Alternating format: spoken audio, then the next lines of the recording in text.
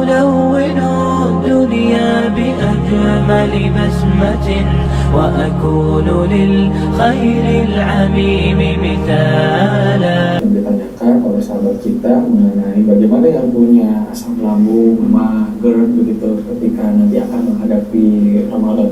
Dukanya seperti apa? Sahurnya seperti apa, dok? Silahkan. Sebenarnya gini ya, seperti yang saya jelaskan tadi bahwa Ramadan itu sebenarnya atau mungkin puasa adalah obat ya sebenarnya ya. Jadi memang bukan hadis yang menyebutkan sumu tasihu ya, berpuasalah saya engkau akan sehat. Ya kalimat itu sebenarnya benar ya. Nah, prinsipnya apa? Jadi kalau ditanya kalau saya ada penyakit lambung, mas seperti itu kalau mau puasa gimana? Maka yang pertama, ikhlaskan niat berpuasa karena Allah, itu yang pertama. Yang kedua, ikutin pola-pola katakanlah atau mungkin petunjuk-petunjuk Nabi SAW berkaitan dengan puasa itu sendiri, baik waktu buka atau sahur. Contoh, nih contoh. Kita tahu Nabi SAW menjelaskan bahwa sahurlah kalian, kata Nabi SAW, meskipun hanya dengan segelas air. Nah, kalimat di sini sebenarnya memberikan pedoman kepada kita bahwa sahur itu harus ada sesuatu yang kita konsumsi. Ya, baik itu makan atau kita minum gitu kan, itu konsep umumnya dulu ya. Supaya apa?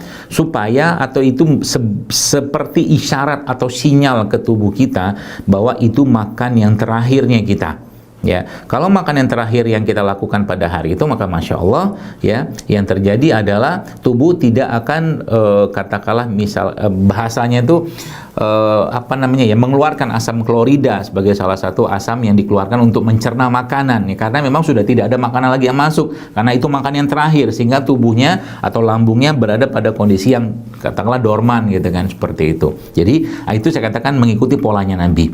Nah, lalu yang kedua apa? Misalkan kita bicara tentang sahurnya Nabi, sahur Nabi SAW, kita tahu bahwa Rasulullah SAW ketika sahur beliau mengkonsumsi rutop. Ya, rutop itu kurma basah. Ya, kurma basah merupakan salah satu kurma yang airnya tinggi dan dia punya katakanlah simple sugar atau mungkin gula sederhana yang bisa langsung terserap masuk ke tubuh dan memberikan efek katakanlah kekuatan atau energi bagi tubuh kita. Nah, yang menarik lagi ternyata kurma ini kan bersifat panas lembab ya, dan maka dia memberikan kehangatan sebenarnya ke orang-orang yang sedang berpuasa ya. Dengan manisnya tadi ya, dengan sifatnya tadi itu dia cocok sebenarnya bagi semua kalangan ya. Kalangan apa? Kalangan yang lambungnya bersifat dingin ataupun lambungnya bersifat panas ya. Jadi kurma itu cocok dua-duanya. Makanya Nabi memilih kurma dalam hal ini. Kenapa nggak bersoda? Kenapa misalkan tidak labu? Tapi itu pilihan terbaik. Kenapa? Karena memang dalam kurma sendiri ada mineral-mineral penting ya, seperti kalium, kalsium, magnesium yang punya efek juga untuk memperbaiki atau menyeimbangkan asam lambung ketika orang itu mengkonsumsi atau berbuka dengan kurma. Kan masya Allah kan? Jadi saya katakan tadi, ikutin saja petunjuknya Nabi. Nah, artinya kita dengan ini kita perlu itu lagi dong, kita breakdown lagi, kita bongkar lagi, kita urut lagi, kita urai lagi. Ini kira-kira makanan-makanan yang bisa menimbulkan masalah bagi gangguan pencernaan apa, atau mungkin bagi lambung apa? Ya tentunya makanan-makanan yang ya kalau saya sampaikan tuh makanan-makanan olahan, makanan-makanan kemasan, makanan-makanan yang tinggi gula ya, gula olahan ya, gula pasir gitu kan, kemudian yang minyak-minyakan, balik-balik itu lagi sebenarnya ya, makanan-makanan yang katakanlah memberikan iritasi ke lambung kita, terutama makanan-makanan yang misalkan terlalu pedas atau apa, itu bisa sebaiknya dihindari ya. Terus makanan apa yang bagusnya kita konsumsi, atau mungkin bagaimana cara kita untuk membuat lambung itu stabil terlebih dahulu ketika kita berbuka puasa atau sahur. Nah, tadi yang sudah saya jelasin, ini yang tadi yang saya kasih buat di awal tadi, yang mana ya, ini kali ya, yang air madu sama garam. Ini salah satu air yang sangat baik untuk memperbaiki gangguan lambung ya, air madu sama garam ya, itu yang pertama. Kalau ini katakanlah tidak ada atau Anda mau cari pilihan yang lain, maka Anda boleh menggunakan apa? Menggunakan air tajin ya, tajin, bukan air cucian beras ya, air tajin.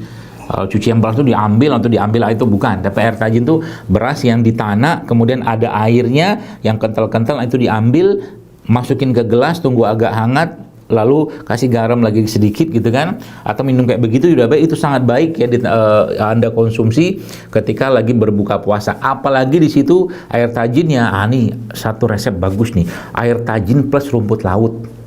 Ya, saya belum bawa tadi, lupa, nggak ada rumput lautnya. Rumput laut ada kolagennya. Kolagen itu nanti akan melapisi atau katakanlah memperbaiki keseimbangan asam lambung kita. Bagus lah pokoknya, seratnya juga tinggi, plus juga dengan air tajin tadi. Kalau Anda mau tambahkan sedikit dengan misalkan air madu juga, itu sangat baik. Itu salah satu tipsnya. Dan tadi ya, hindari makanan-makanan yang bersifat pedas gitu kan, merangsang, apalagi makanan-makanan yang kemungkinan besar sudah tercemar dengan pestisida ya.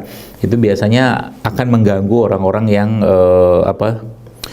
kena masalah lambung tadi ya. Contohnya kan kayak ya kalau lagi puasa gitu kan, kalau mungkin di Bandung, nggak tahu saya apakah Anda makan seblak atau seblak namanya. Seblak. Seblak. Apa lagi? Cilok. Cilok. Seblak, cilok, cireng. Nah, itu bagus Kak, bagus ya, bagus bagi lidah, tapi bagi perut berat itu. Ya. Jadi ya boleh aja makan kayak begituan, ya siap-siap aja nanti perutnya sakit gitu. Kenapa lagi biasanya banyak tambahan penyedap-penyedap ya seperti itu. Ya. Jadi yang saya sampaikan tadi di sini tadi itu sudah mewakili kalau Anda mau makan. Ya. Dan memang ya tadi ya hidup sehat atau mungkin kita berperilaku makanan sehat kayak begini ya memang di awalnya akan berat terus terang akan berat. Tapi kalau sudah biasa ya Masya Allah Anda akan terbiasa sendiri ya.